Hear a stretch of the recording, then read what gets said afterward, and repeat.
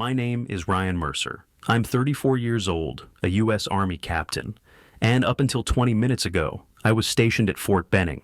I've spent the last decade of my life in uniform, 5 of those years specializing in advanced tactical training, building field strategies, and pushing for reforms that never made it past some colonel's inbox.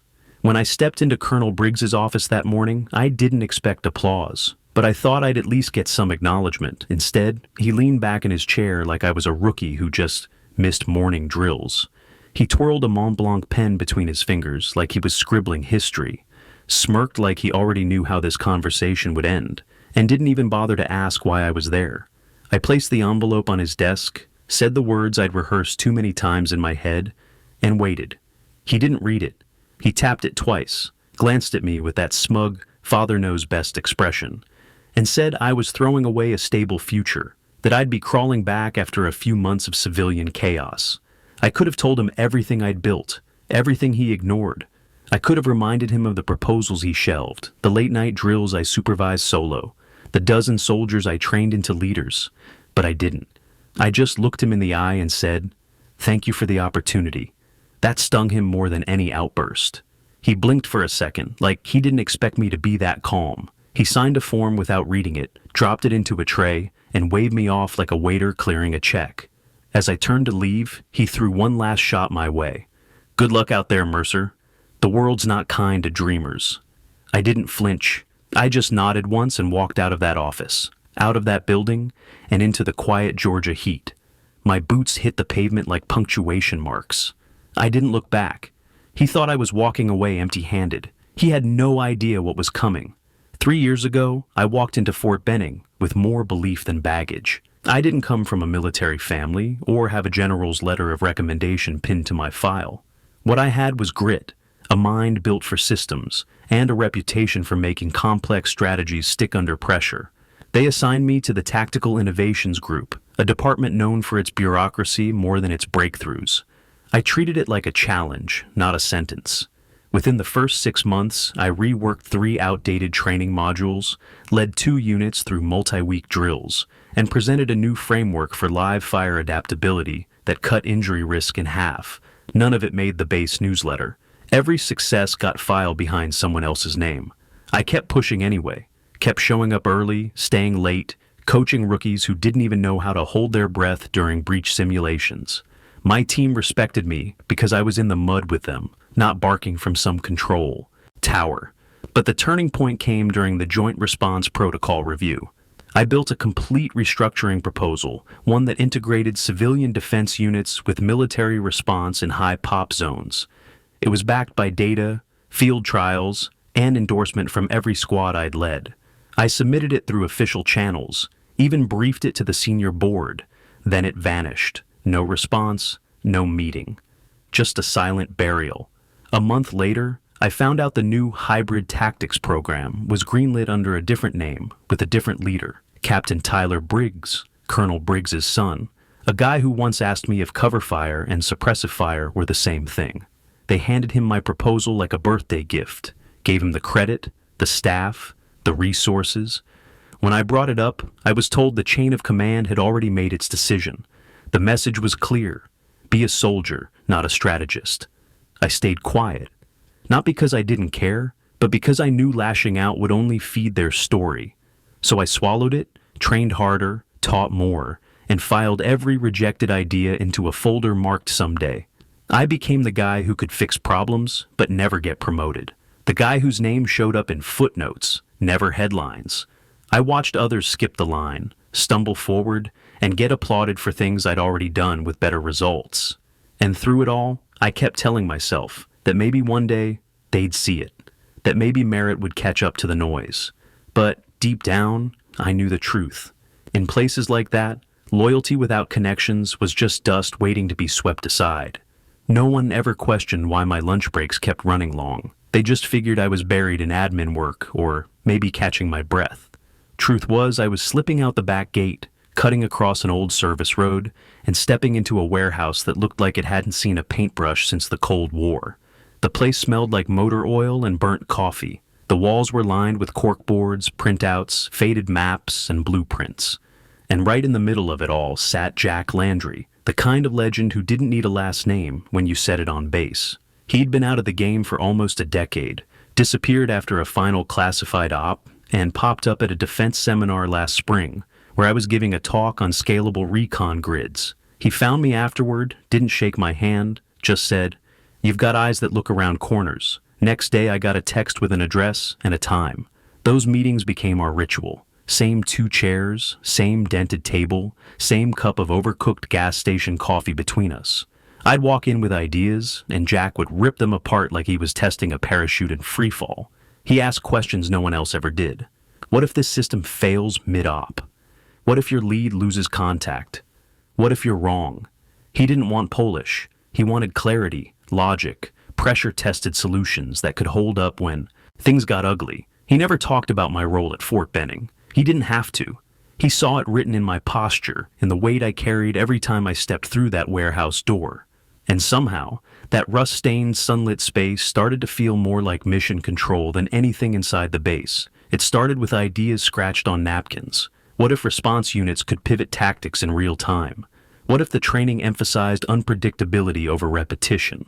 Jack didn't just entertain the questions. He pushed me to answer them with models, data, failure points. I started spending my nights hunched over my kitchen table, building out simulations, running case studies pulled from forgotten after-action reports, and coding scenarios that tested reflexes as much as reasoning. We weren't just critiquing the system anymore. We were rebuilding it from scratch. By week 6, we had a skeleton model of a tactical framework that fused decentralized decision-making with adaptive team roles. It was raw, but it moved like no program I'd ever seen in the Army. We pulled in a few trusted former operators, ran drills in private ranges, used GoPro footage, heat maps, feedback loops. The more we tested, the sharper it got. It wasn't theory anymore. It was doctrine, born from ground truth, not policy binders. Every session with Jack felt like uncorking pressure. I didn't realize I'd been holding in for years. I wasn't chasing validation. I was creating something I believed in, and for the first time, someone actually saw it. He challenged me, pushed hard, but when I got it right, the look in his eyes said, what no commendation ever had. This is yours. And that changed everything. 2 days before I handed in my resignation, Jack showed up to our meeting with something different in his hand. No diagrams, no field notes. Just a worn leather folder that he slid across the table without a word. I opened it, expecting maybe a new phase for our drills or feedback from the last test. Instead, I saw a title that didn't exist in any military chain of command. Director of Tactical Innovation. Below it, a breakdown of founder-level equity, an annual salary that made me blink, and a single line that hit harder than all the numbers. Full autonomy. I didn't say anything for a long time, just kept rereading it, like maybe the ink would disappear if I blinked too fast. Jack finally spoke, said he'd been building this firm quietly for a year, lining up funding, forming alliances, and waiting for the right person to lead the charge. Why me? I asked. Jack just stared at me like the answer was obvious, because you're not here to play it safe, because you build. I felt a weight lift off my chest, the kind that had settled so deep I forgot it didn't belong there. I took the folder home that night, didn't sleep more than 3 hours. When I woke up, the decision wasn't a question anymore, it was a fact. I'd been underestimated long enough.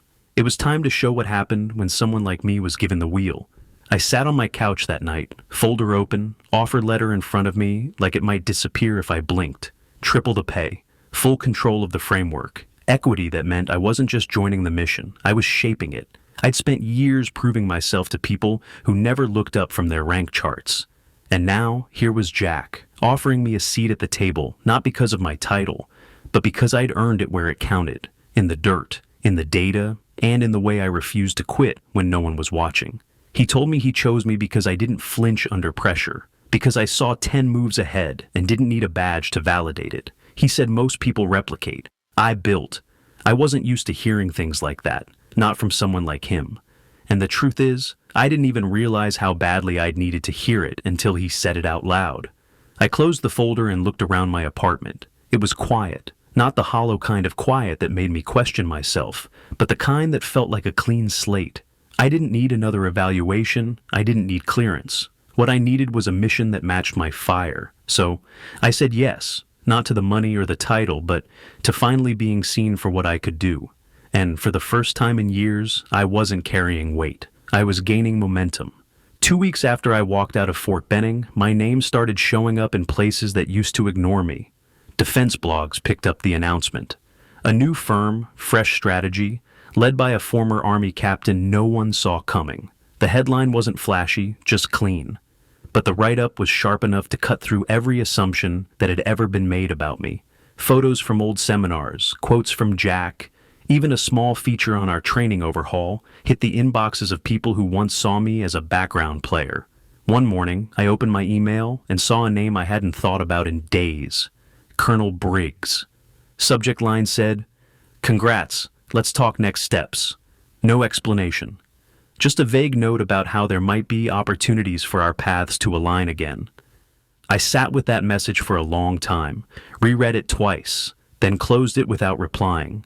He wasn't reaching out because he believed in me. He was reaching because the world suddenly did. And that kind of recognition doesn't come from loyalty. It comes from headlines.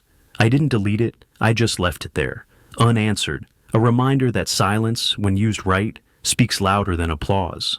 Jack saw it on my screen one afternoon, just nodded and went back to work. We didn't need to celebrate. We were too busy building, too focused on testing new modules, structuring the next rollout, making sure every step forward wasn't just bold, but airtight. Still, there was something about that moment, knowing the same man who once dismissed me without blinking now wanted to stand beside my name, not out of respect, but out of survival. I didn't gloat. I didn't post anything cryptic online. I just moved on.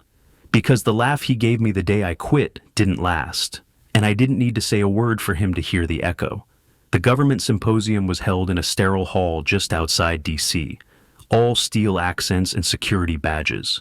Every seat filled with brass, contractors, and civilian analysts who'd been hearing whispers about our new framework. Jack opened the day with a brief statement, then nodded for me to take the podium. Before I could stand, the moderator called another name, Colonel Briggs. He walked up with practiced calm, nodding toward familiar faces as if he still belonged in every room. He started slow, using vague language, phrases like evolved doctrine and collaborative field theory, spinning a story that conveniently blurred the line between oversight and authorship. He never mentioned me directly, but every word tried to lean on the legitimacy of our work, as if it stemmed from his command. He spoke of early pilots, strategic foresight, hinted at his department's involvement without naming a single unit, metric, or timestamp. People nodded along, not sure where credit ended and fiction began. I stayed in my seat, watching the faces around me shift from interest to confusion. A few side glances landed my way, eyes asking silent questions he wasn't answering. Jack didn't flinch. He knew what was coming. Briggs rapped with a polished line about honoring those who served under him. I felt the tension build, like a wire pulled tight. The moment he stepped down, the moderator turned to me. Time for the rebuttal. I stood. My notes were still in my folder, untouched. I didn't need them. I wasn't here to defend myself. I was here to make it clear who did the work and who only showed up after the lights came on. I stepped up to the screen and tapped the remote. The lights dimmed slightly and a full project timeline slid into view, color-coded, precise. Every phase labeled with start dates, revision logs, and team signatures. My name sat at the root of every document. Then I brought up the original drafts, strategy maps, training modules, simulation feedback reports from our off-base testing. Not one bore the stamp of Fort Benning, or the oversight of any internal review led by Colonel Briggs. The room got quiet. I moved to the rejection slips. 3 memos, all signed by Briggs, each marked with dismissive red ink. Too complex for current needs, not within priority scope, lacks command applicability. Then the final slide. My transfer request, denied without comment 3 months before I resigned. A long pause held the air still. I looked straight at him. Colonel, you shut this down when you had the chance to back it. I didn't raise my voice. I didn't need to. The words landed sharp and final. Briggs didn't speak. He just sat there, mouth tight, the tension in his jaw giving away more than anything he could say. I clicked off the screen and stepped aside. The silence lasted another 10 seconds, maybe more. Then the applause started, slow at first, then steady. But I didn't smile. I just nodded once and walked back to my seat. The work spoke, and it spoke loud enough for everyone in that room to hear the truth. 12 months after I walked out of Fort Benning, I stood on a different kind of stage. Not in uniform, no medals, just a sharp suit and a plaque etched with the words, "Innovation in Tactical Systems."